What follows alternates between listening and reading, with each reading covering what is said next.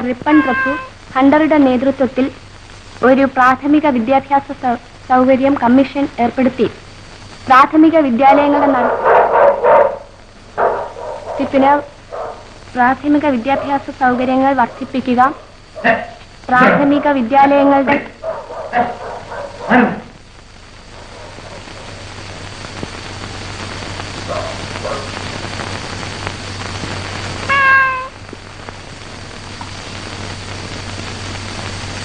എന്തേടി എന്റെ ചേച്ചി അകത്തുണ്ട്.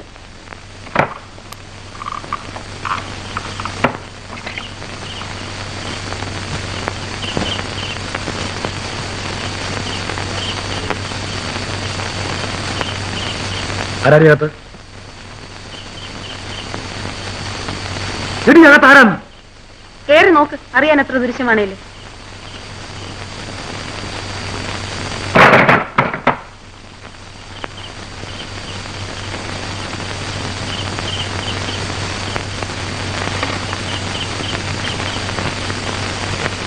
എന്നാലും മാമച്ച, നിങ്ങൾ ഇത്രക്കാരാണെന്ന് ഞാൻ വിചാരിച്ചില്ല. അന്തസ്സുള്ള ഒരുത്തരാ നിങ്ങളെന്നായിരുന്നു എന്റെ ഇതുവരെയുള്ള വിചാരം. പിന്നെ എന്റെ കിണ്ടിയും ചരുവും മോട്ടിച്ചുകൊണ്ടുപോയാല്? ആഹാ, അത് മുതലാക്കുകയായിരുന്നു. ദേ കിടക്കുന്നു തന്റെ കിണ്ടിയും ചരുവോ. മേലാലി വേലിക്കത്ത് കയറിപ്പോരുത്. പോക്കൃത്തത്തിനും വേണോ രാത്രി.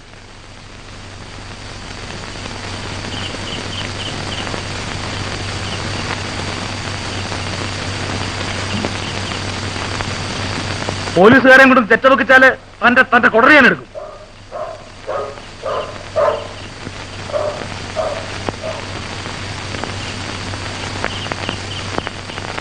നിങ്ങൾ പാത്രം മോട്ടിച്ചോണ്ടല്ലേ അങ്ങേരിപ്പോ അധികാരത്തിൽ വന്ന് കയറിയത്? ഭർത്താവ് മൂട്ടിച്ചതിന് ഭാര്യ പരിഹാരം കാണുന്നത് വല്ലൊന്നും കൂടെ കിടന്നിട്ടാണോടി പുല്ലേ. പിന്നെ ഓരോരുത്തന്മാര് ഇന്ന് തങ്ങൾക്ക് മറ്റൊരു തുടപ്പാൻ തോന്നിയില്ലല്ലോ. അപ്പൊ അതിന്റെ അർത്ഥം എല്ലാരും പറയുന്ന പോലെ നീ വ്യഭിചാരിയാന്ന.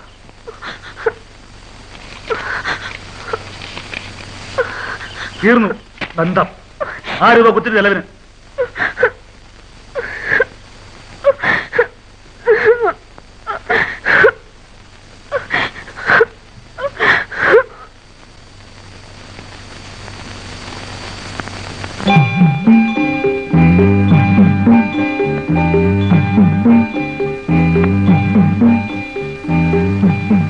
ജാനകി,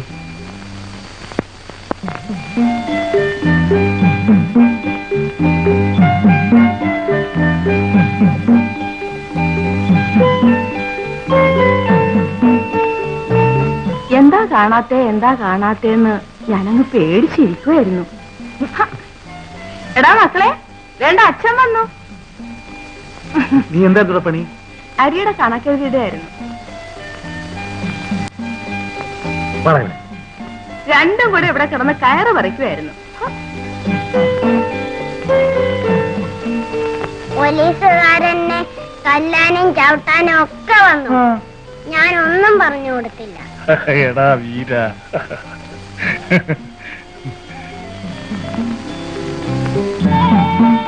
ഹൈ ഹൈ കറ.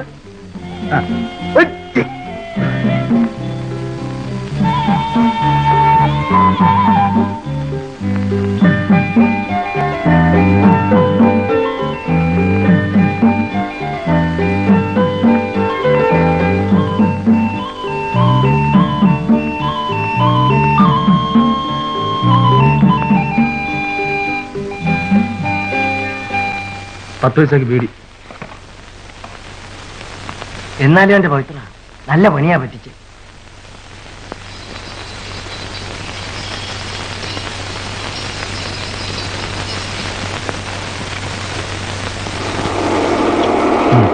ഇതെന്നതാ? സൈക്കിൾ കടലെടുത്തു പോയി. കടലെടുത്തു? ആ. എന്നുവെച്ചാ കാറ്റ് വെള്ളം കടപ്പുറത്ത് പോയിരുന്നപ്പം ഒരു വില വന്ന് വിട്ട് കയറി. തന്റെ സൈക്കിളും കൊണ്ടങ്ങ് പോയി. ഞാൻ ജീവനം കൊണ്ടേക്ക് പോരുകയും ചെയ്തു.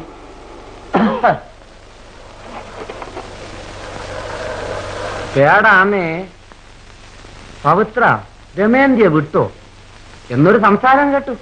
വിട്ടു. ആഹാ, അപ്പ കേട്ടത് നേരാ. ആ, എനിക്കതിശയം അതല്ല. കെട്ടിയോളും മരിച്ച് ഇത്രയും കാലം സൽപ്പേരോട് കഴിഞ്ഞ് മോടെ കെട്ടും നടത്തി നിൽക്കുന്ന മാമച്ചനിക്കണി പറ്റിയല്ലോ എന്ന. നിങ്ങൾ നോക്കിക്കൂ, ആ കൊച്ചുകുലടിച്ച് പോയതേ എന്റെ നല്ല കാലത്തിനാ. എന്റെ കൺമഷിക്കുള്ള കാശുണ്ടാക്കി തരാൻ ആ അത്തപ്പാടി വിചാരിച്ചിട്ട് ഒത്തിട്ടില്ല. ഒന്നുമില്ലേലും ഇതിപ്പോ പേടിക്കാതെ ജീവിക്കാമല്ലോ. മറ്റേത് ഒന്നിനുമില്ലാതെ ഒരു ഒടയക്കാരൻ. ഷോടാ, എന്നാൽ ഇച്ചയാണ് എന്ന് കണ്ട പവിത്രന്റെ മനസ്സ് മാറും. എന്തിന്? ഇതിപ്പോ പാടൊഴിഞ്ഞു. മുമ്പാണേലും എനിക്കും കൊച്ചിനും കടിയണയിൽ ഞാൻ തന്നെ അധ്വാനിക്കണമായിരുന്നു. അല്ലാതെ പിന്നെ കള്ളം പൗത്രം കട്ടോണ്ട് വരുന്നത് വെച്ചാ ഞാൻ ചെലവ് നടത്തിക്കൊണ്ടിരുന്നേ. പോവാൻ പറ. എന്തോന്നിട്ട് ജമേന്തിയേ? എങ്ങോട്ടത്? മില്ലിൽ പോണു. എപ്പോഴെപ്പോഴും എന്തൊരു കുത്തിക്കാൻ പോക്ക്? ഇന്നലെ കണ്ടല്ല. മറ്റേ കുത്തിക്കലിന് തന്നെ. അതിന് നിങ്ങൾക്കെന്തോന്നു നഷ്ടം?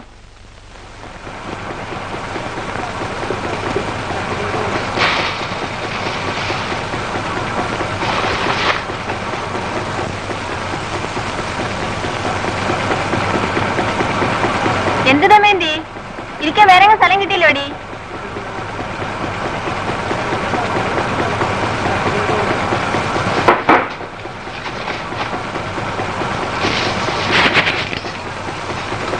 ഞാൻ പോണു ദമയന്തി. അയ്യോ, നീന്നില്ല. ഇതും കുത്തിച്ചോണ്ട് ഞാനിവിടെ വരാം. നീ പോരെ, ഞാൻ പോണം.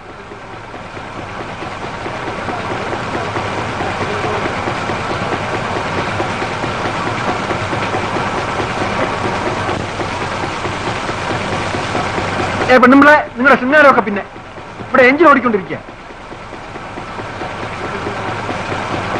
ചാരിയൻ ഇടുന്നെങ്കിൽ ഇടാന്.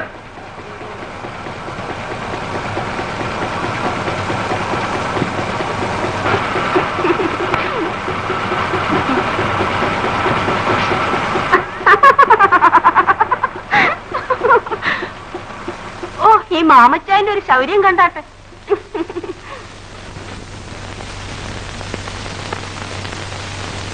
ദമയന്തി,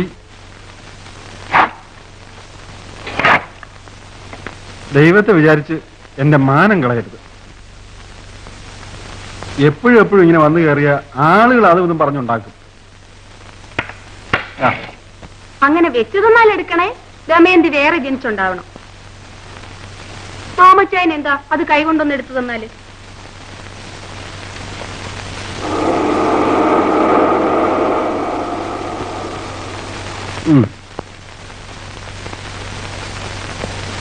ഇത് ഞാൻ പടത്തിന്റെ മുമ്പിൽ തന്നെ കൊണ്ടുവയ്ക്കും.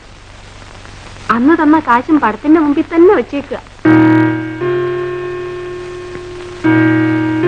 മാമച്ചായൻ അറിയാൻ മേല എന്റെ മനസ്സിൽ ഈ മാമച്ചായനോട് എങ്ങനെയാന്ന്.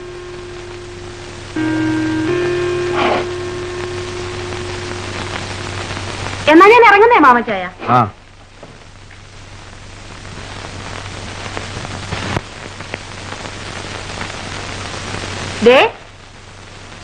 ദേ ഉറക്കാണോ? അല്ല, എന്താ വേണ്ടെന്ന് വെച്ചാ പറയുന്നടാ. എന്താ? എടാ ചിത്ര, നീ പറയടാ. ഇന്ന് സ്റ്റാമ്പിന്റെ കാശ് കൊടുക്കണം. സ്റ്റാമ്പോ? എന്തോന്ന് സ്റ്റാമ്പ്? ക്ഷയരോഗ സ്റ്റാമ്പ്. നാളെ കൊടുക്കാന്ന് പറ. ഇന്ന് കൊടുക്കണം. ഇല്ലല്ലോ. ഇല്ലേ, പള്ളിക്കൂടത്തിൽ കയറ്റില്ല.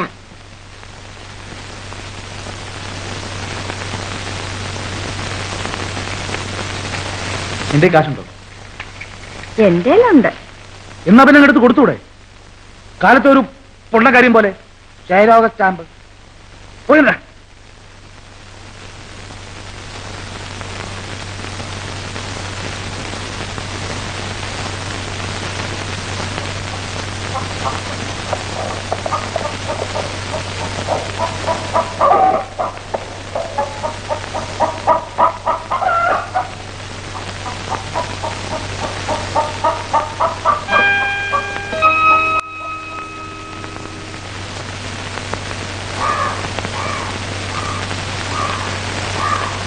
ഇതെന്തോന്ന് നിപ്പ്?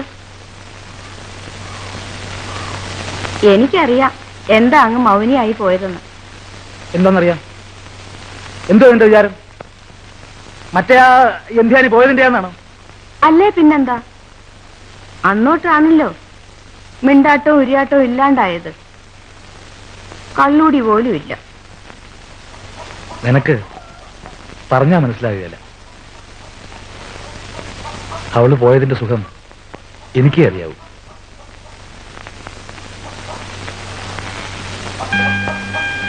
എല്ലാം എന്റെ പൂജയുടെയും പ്രാർത്ഥനയുടെയും ഫലമാ. അങ്ങനെയൊന്നും ഒരവള് വിചാരിച്ചാലും കൊണ്ടുപോകാൻ ഒക്കത്തില്ല.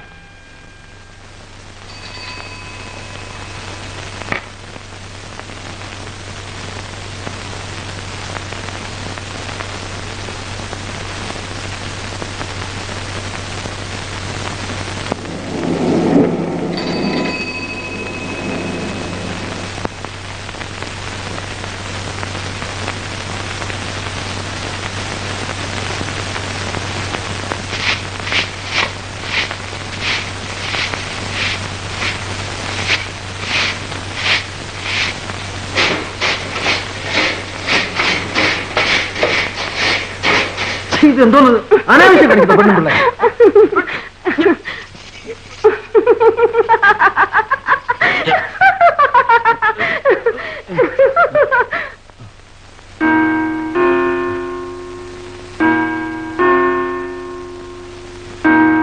എന്റെ അന്നമാ, അതിനൊന്നും ജോലി മുട്ടിക്കണ്ട. അയ്യോ, ഞാനത് ഓർത്തില്ല. ഇവിടെ ഇപ്പൊ ആരും തൂക്കം തുറയ്ക്കൊന്നും വേണ്ട. നിങ്ങൾ ഇറങ്ങി പോയി തരാം.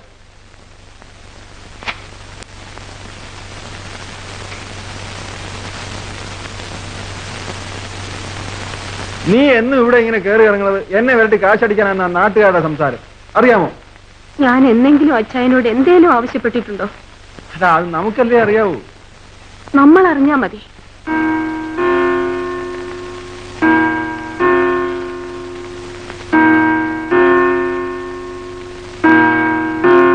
അച്ചായൻ എന്നോടെന്താ കണ്ണിച്ചോരയില്ലാതെ പെരുമാറുന്നേ? നീ അല്ലയോ കണ്ണിച്ചോരയില്ലാതുള്ള കളി കളിക്കുന്നേ? ഒന്നുമല്ല, ഇടയ്ക്കിടയ്ക്ക് ഓടിക്കയറി വരുന്നത് കൊണ്ടാണോ? അതെനിക്ക് കാണാതിരിക്കാൻ മേലാഞ്ഞിട്ടാ. എന്നാൽ ഒരു ദിവസമെങ്കിലും എന്നെ ഒന്ന് വന്ന് കാണണമെന്ന് അച്ചായന് തോന്നിയില്ലല്ലോ? കാണുന്നുണ്ടല്ലോ. ഓ, അതെന്തോന്ന് കാണല്ലേ? എന്റെ വീട് വരെ ഒന്ന് വന്നാലെന്താ, ചെരുപ്പ് തേഞ്ഞു പോമോ? ഇല്ലല്ലോ. വഴി അറിഞ്ഞുകൂടാന്ന് ഏതായാലും പറയത്തില്ലേ?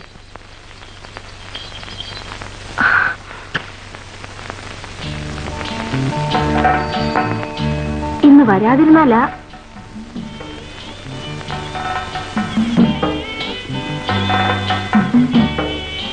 എന്റെ ആയുസ്സില് ഒറ്റ പ്രാണിയോട് ഞാനിങ്ങനെ കാലുപിടിച്ച് പറഞ്ഞിട്ടില്ല. വന്നില്ലേ, നേരം വെളുക്കുമ്പം എന്റെ പ്രേതം കിടത്തി കിടക്കും.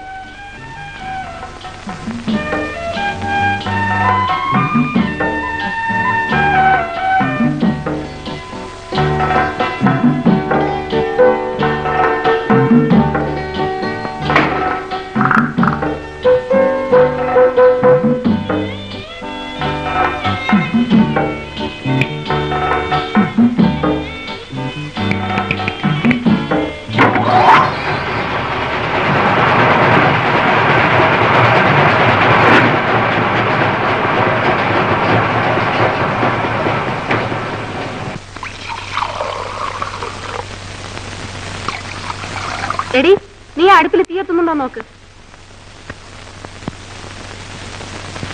ഉണ്ട്. ഇവിടെ ഇരുന്നോണ്ട് കൽപ്പിക്കാൻ ഞാൻ വിചാരിച്ചാലും നടക്കും. എടി പെണ്ണെ, പോയി അടുപ്പ് തീയത്തുന്നില്ല, ഈ 2 ചൂട്ട് വെച്ച് എരിച്ചു കൊടുക്ക്.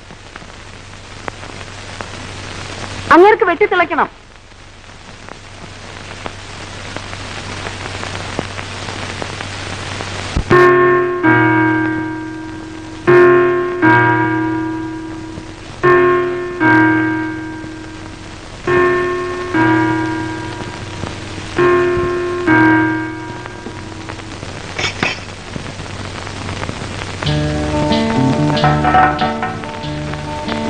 ചായ. ഇതിനിടയ്ക്ക് ഇത് എപ്പോ പോയി കുളിച്ചു? വെളുപ്പിന് ആദ്യം ഈ മുറി അടിച്ച് വൃത്തിയാക്കി, പിന്നെ പോയി അടിച്ചു കുളിച്ച് തിരിയും കത്തിച്ചു വെച്ചു.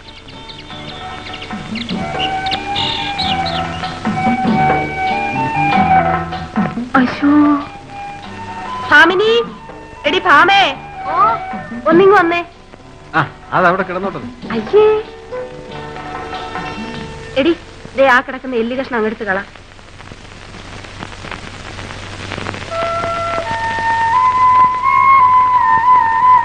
എടി, അവിടെ ഒന്ന് തുടച്ചു വിട്ടേരെ.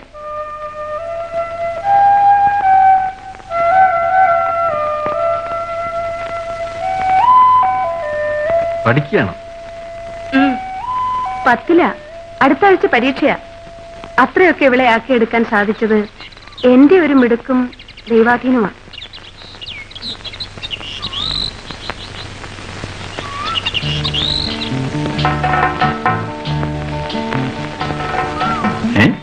തോറാ നോക്കി നിന്ന പോലെ. അതിന്റെ ലക്ഷണം അറിയാവോ? എന്താ? ഏറ്റവും വലിയ ശുഭലക്ഷണമാ. ഇതിനേക്കാൾ വലിയ ലക്ഷണമില്ല.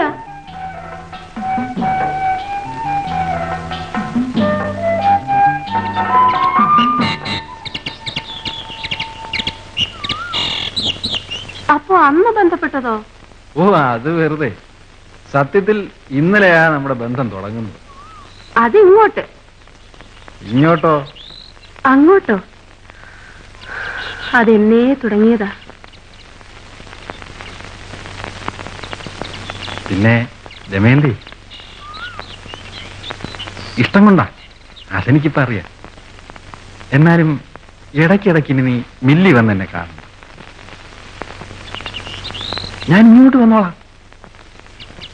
ആഴ്ചയിലൊരിക്കലേ, അതെ, ആഴ്ചയിലൊരിക്കലേ ഞാൻ വന്ന് കണ്ടോളാം. എല്ലാം അച്ഛന്റെ ഇഷ്ടം. ടാറ്റ പറ മോനെ. ഡാഡിക്ക് ടാറ്റ പറ.